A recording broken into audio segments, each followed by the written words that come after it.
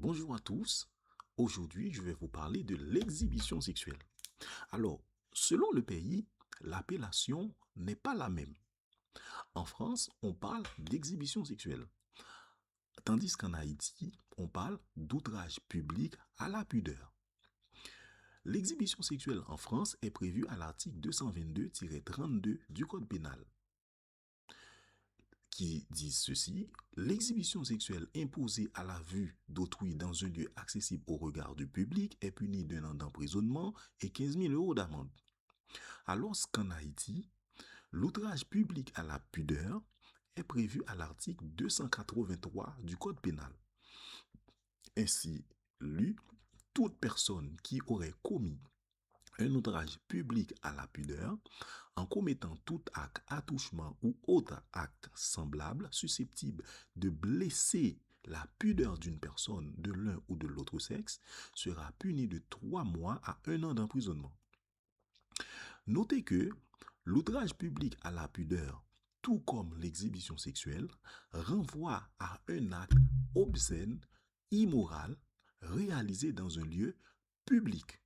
Par exemple, montrer sa nudité en public, montrer ses seins, ses tétons en public, la personne ne porte pas de culotte en public, la personne balade sans pantalon ni caleçon en public, dépôt derrière ou dehors marcher sous moun, détété ou balancer pendier ou marcher sous moun, avoir des relations sexuelles en public, donc faire bagaille en public, se masturber en public, donc battre la poignette en public, c'est de l'exhibition sexuelle.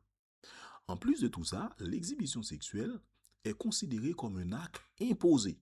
Ça veut dire que la personne qui vous a vu n'avait pas voulu vous voir nu ou bien vous voir en pleine action, mais vous l'avez amené à vous observer sans son consentement.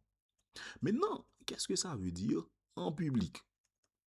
Cela signifie un lieu accessible au regard du public. Cela peut être un lieu public proprement dit, ça veut dire un parc, un espace public, etc., un restaurant, etc. Tout comme ça peut être un espace privé, comme votre maison. Exemple, vous vous baladez les seins à l'air dans votre chambre et le voisin de la maison d'en face vous a vu nu, c'est de l'exhibition sexuelle. Vous serez condamné.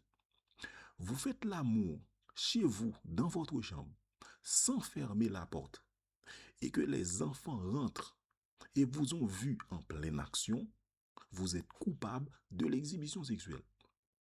Vous faites l'amour dans votre voiture et que quelqu'un vous a vu, c'est de l'exhibition sexuelle.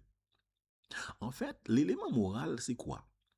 C'est que vous vous comportez comme ça parce que soit vous voulez être vu, voilà, c'est une première partie, ou encore vous vous comportez comme ça. Vous ne voulez pas être vu, mais vous n'avez pas pris suffisamment de précautions pour ne pas être vu. Exemple, vous portez normalement un short sans caleçon ou sans culotte. En essayant de vous asseoir, votre voisin votre engin, disons mieux, est sorti et que quelqu'un l'a vu. C'est de l'exhibition sexuelle. En fait, l'idée, c'est pas que vous voulez montrer normalement votre engin. Hein? L'idée, c'est que vous n'avez pas pris suffisamment de précautions en mettant normalement un caleçon. C'est comme chez vous. Chez vous, vous ne voulez pas être vu, mais vous n'avez pas pris suffisamment de précautions pour empêcher que le voisin vous voie. D'accord? C'est important. Mais si vous avez pris suffisamment de précautions et que le voisin curieux vous a vu, il n'y a pas d'exhibition sexuelle. Mais si vous n'avez pas pris suffisamment de précautions, eh bien, ce sera de l'exhibition sexuelle. Mais notez quelque chose, c'est que dans certaines cultures, balader les seins nus ne pose problème à personne. Avoir les fesses nues, les fesses à l'air, ne pose problème à personne. Donner le sein au bébé en public ne pose problème à personne. Le garçon qui montre ses pectoraux ne pose problème à personne.